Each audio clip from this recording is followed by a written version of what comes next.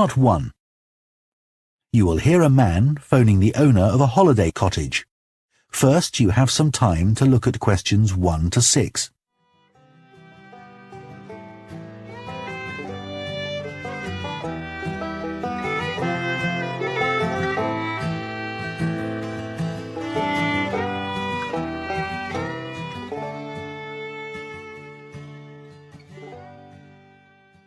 Now listen carefully and answer questions 1 to 6. Hello? Oh, hello. I was hoping to speak to Jack Fitzgerald about renting a cottage. I'm his wife Shirley and we own the cottages together, so I'm sure I can help you. Great. My name's Tom. Some friends of ours rented Granary Cottage from you last year and they thought it was great. So my wife and I are hoping to come in May for a week. What date did you have in mind? The week beginning the 14th, if possible. I'll just check. I'm sorry, Tom, it's already booked that week. It's free the week beginning the 28th, though, for 7 nights. In fact, that's the only time you could have it in May. Oh, well, we could manage that, I think. We'd just need to change a couple of things. How much would it cost? That's the beginning of high season, so it'd be £550 for the week. Ah, that's a bit more than we wanted to pay, I'm afraid. We've budgeted up to £500 for accommodation. Well, we've just finished converting another building into a cottage, which we're calling Cherville Cottage. Sorry, what was that again? Cherville. Cherv, V for Victor, I-L. Oh, that's a herb, isn't it? That's right. It grows fairly wild around here. You could have that for the week you want for £480. OK, so could you tell me something about it, please? Of course. The building was built as a garage. It's a little smaller than Granary Cottage. So that must sleep 2 people as well? That's right. There's a double bedroom. Does it have a garden?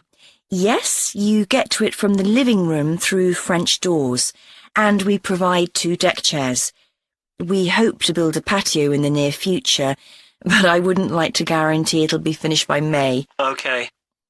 The front door opens onto the old farmyard, and parking isn't a problem. There's plenty of room at the front for that. There are some trees and potted plants there. Before you hear the rest of the conversation, you have some time to look at questions 7 to 10.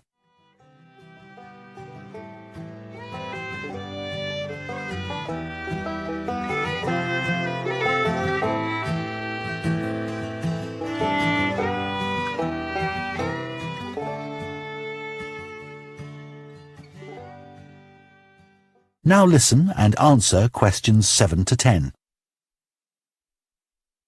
What about facilities in the cottage? It has standard things like a cooker and fridge, I presume. In the kitchen area, there's a fridge freezer, and we've just put in an electric cooker. Is there a washing machine? Yes. There's also a TV in the living room, which plays DVDs too. The bathroom is too small for a bath, so there's a shower instead. I think a lot of people prefer that nowadays anyway. It's more environmentally friendly, isn't it? Unless you spend half the day in it. Exactly. What about heating? It sometimes gets quite cool at that time of year. There's central heating, and if you want to light a fire, there's a stove. We can provide all the wood you need for it. It smells so much nicer than coal, and it makes the room very cosy. We've got one in our own house. That sounds very pleasant. Perhaps we should come in the winter to make the most of it. Yes, we find we don't want to go out when we've got the fire burning.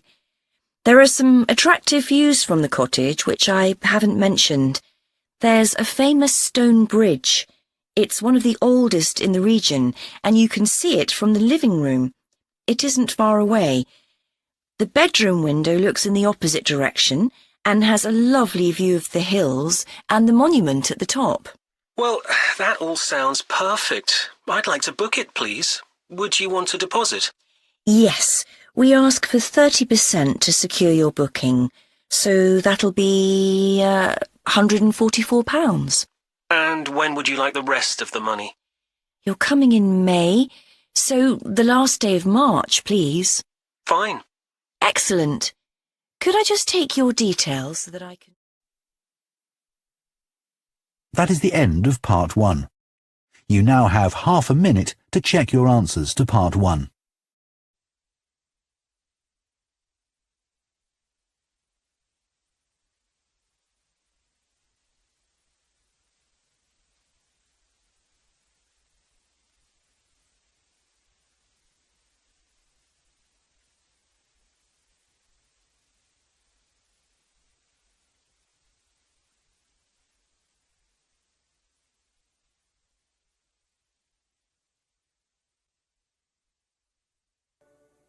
Part 2.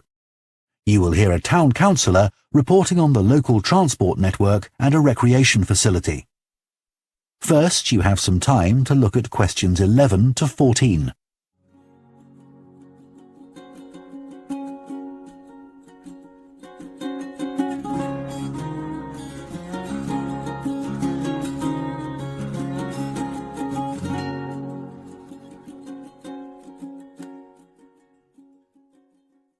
Now listen carefully and answer questions 11 to 14.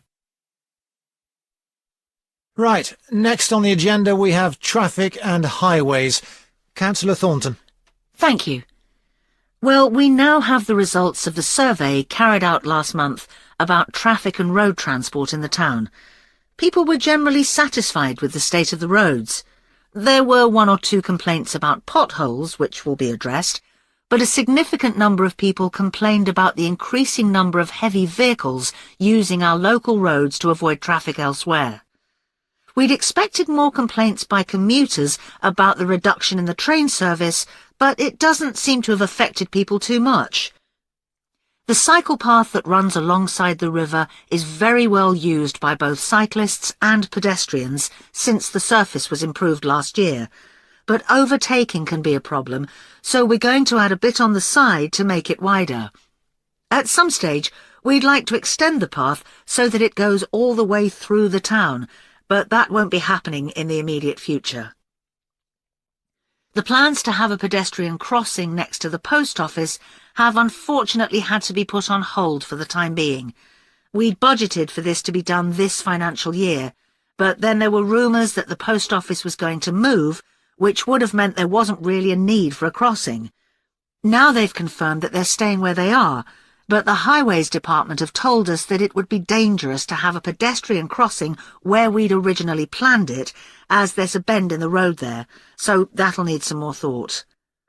On Station Road, near the station and level crossing, drivers can face quite long waits if the level crossing's closed, and we've now got signs up requesting them not to leave their engines running at that time.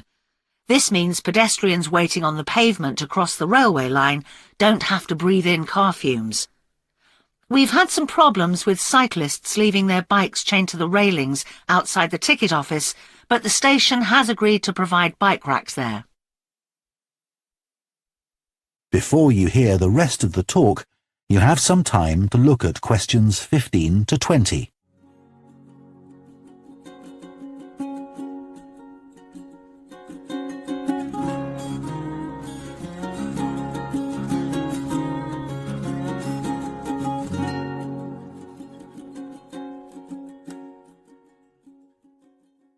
Now listen and answer questions 15 to 20.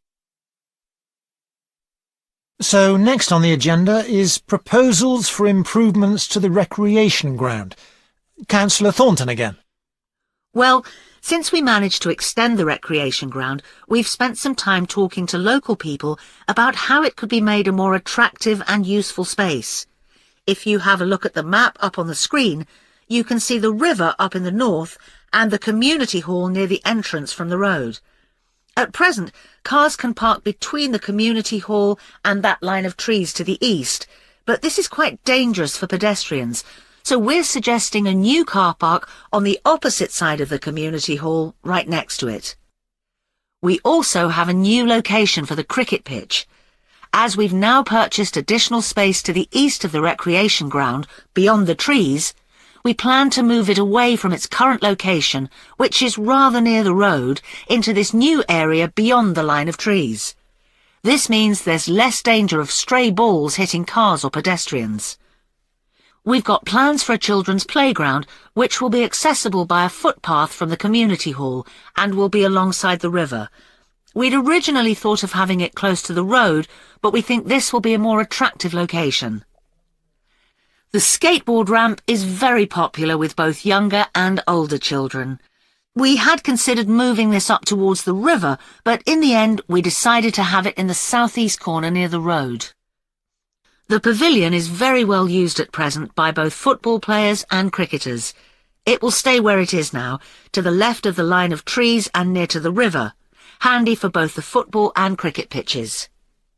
And finally, we'll be getting a new notice board for local information, and that will be directly on people's right as they go from the road into the recreation ground. That is the end of Part 2.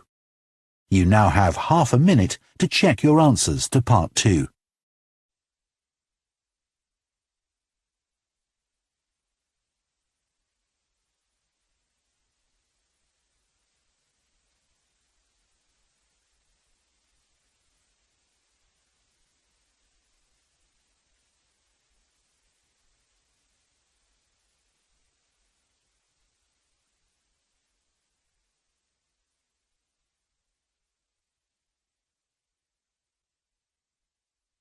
Part 3. You will hear two urban planning students discussing bike-sharing schemes in different cities. First, you have some time to look at questions 21 to 24.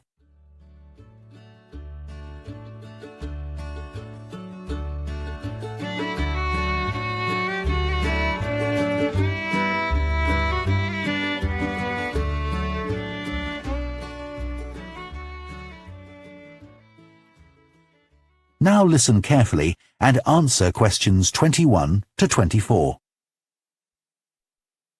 Now that we've done all the research into bike-sharing schemes in cities around the world, we need to think about how we're going to organise our report. Right.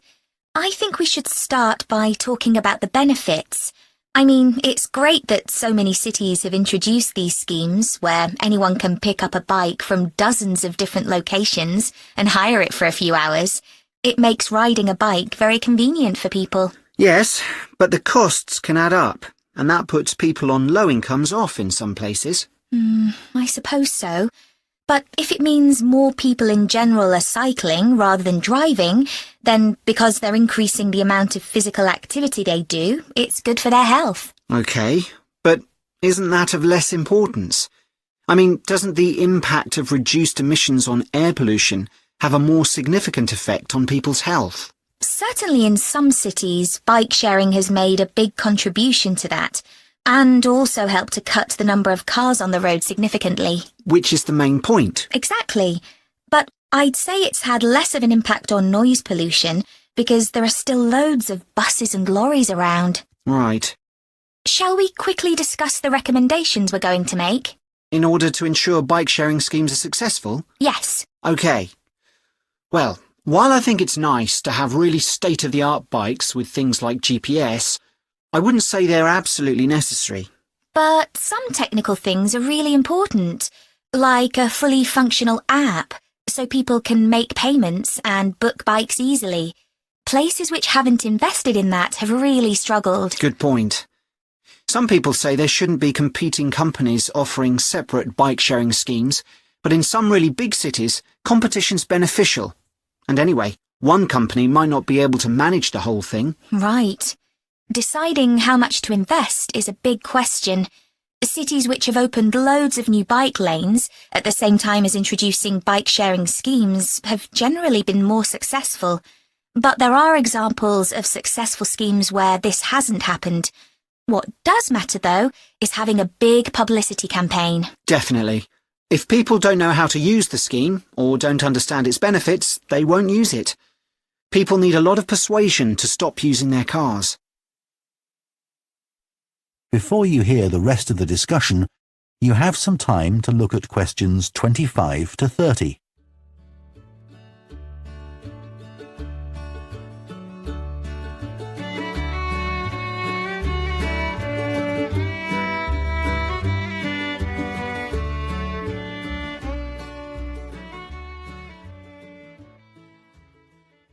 Now listen and answer questions 25 to 30. Shall we look at some examples now and say what we think is good or bad about them? I suppose we should start with Amsterdam, as this was one of the first cities to have a bike-sharing scheme. Yes, there was already a strong culture of cycling here.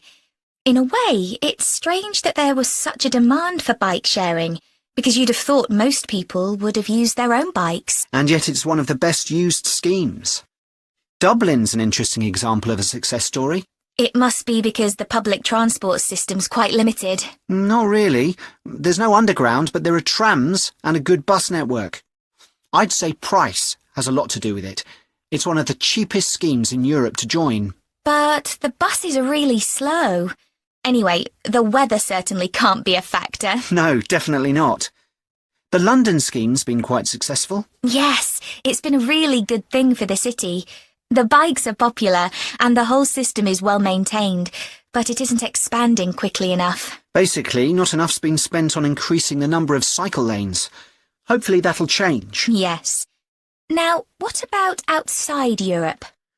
Well, bike-sharing schemes have taken off in places like Buenos Aires. They built a huge network of cycle lanes to support the introduction of the scheme there, didn't they? It attracted huge numbers of cyclists where previously there were hardly any. An example of good planning. Absolutely. New York is a good example of how not to introduce a scheme. When they launched it, it was more than 10 times the price of most other schemes. More than it costs to take a taxi. Crazy. I think the organisers lacked vision and ambition there. I think so too. Sydney would be a good example to use. I would have expected it to have grown pretty quickly here. Yes. I can't quite work out why it hasn't been an instant success like some of the others. It's a shame, really. I know. OK, so now we've thought about all those... That is the end of Part 3. You now have half a minute to check your answers to Part 3.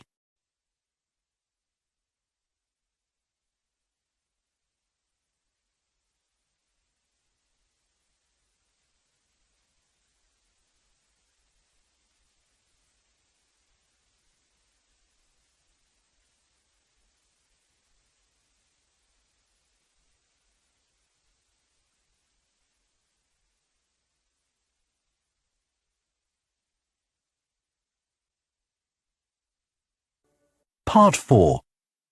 You will hear part of an environmental science lecture about a large bird called the dodo, which is now extinct.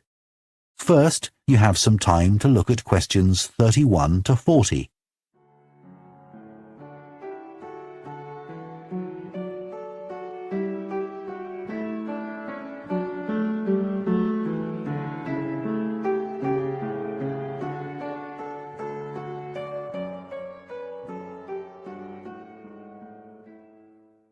Now listen carefully and answer questions 31 to 40. One of the most famous cases of extinction is that of a bird known as the dodo. In fact, there's even a saying in English, as dead as the dodo, used to refer to something which no longer exists. But for many centuries, the dodo was alive and well, although it could only be found in one place, the island of Mauritius in the Indian Ocean. It was a very large bird, about 1 metre tall, and over the centuries it had lost the ability to fly, but it survived happily under the trees that covered the island. Then, in the year 1507, the first Portuguese ships stopped at the island. The sailors were carrying spices back to Europe, and found the island a convenient stopping place where they could stock up with food and water for the rest of the voyage, but they didn't settle on Mauritius. However, in 1638, the Dutch arrived and set up a colony there. These first human inhabitants of the island found the dodo birds a convenient source of meat, although not everyone liked the taste. It's hard to get an accurate description of what the dodo actually looked like. We do have some written records from sailors and a few pictures, but we don't know how reliable these are. The best-known picture is a Dutch painting in which the bird appears to be extremely fat, but this may not be accurate. An Indian painting done at the same time shows a much thinner bird. Although attempts were made to preserve the bodies of some of the birds, no complete specimen survives. In the early 17th century, 4 dried parts of a bird were known to exist. Of these, 3 have disappeared, so only one example of soft tissue from the dodo survives, a dodo head. Bones have also been found, but there's only one complete skeleton in existence.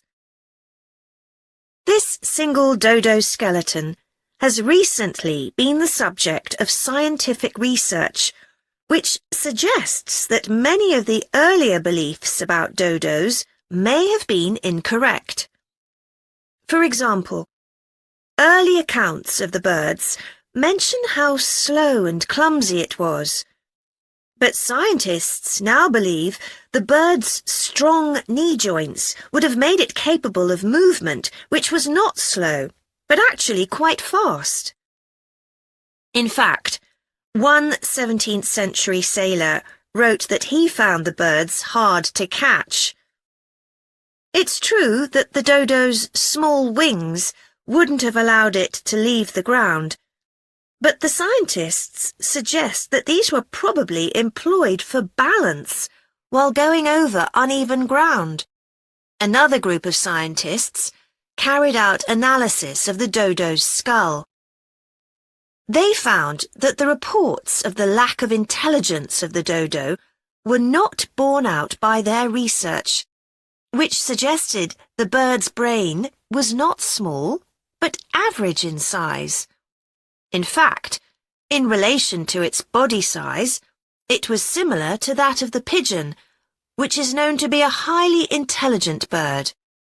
The researchers also found that the structure of the bird's skull suggested that one sense which was particularly well developed was that of smell. So the dodo may also have been particularly good at locating ripe fruit and other food in the island's thick vegetation.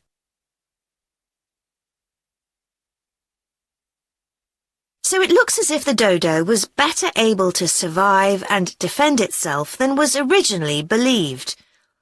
Yet, less than 200 years after Europeans first arrived on the island, they had become extinct. So what was the reason for this? For a long time it was believed that the dodos were hunted to extinction, but scientists now believe the situation was more complicated than this. Another factor may have been the new species brought to the island by the sailors. These included dogs, which would have been a threat to the dodos, and also monkeys, which ate the fruit that was the main part of the dodo's diet. These were brought to the island deliberately. But the ships also brought another type of creature, rats, which came to land from the ships and rapidly overran the island. These upset the ecology of the island, not just the dodos, but other species too. However, they were a particular danger to the dodos because they consumed their eggs. And since each dodo only laid one at a time, this probably had a devastating effect on populations. However, we now think that probably the main cause of the bird's extinction was not the introduction of non-native species, but the introduction of agriculture. This meant that the forest that had once covered all the island and that had provided a perfect home for the dodo was cut down so that crops such as sugar could be grown. So, although the dodo had survived for thousands of years, suddenly it was gone. That is the end of Part 4. You now have 1 minute to check your answers to Part 4.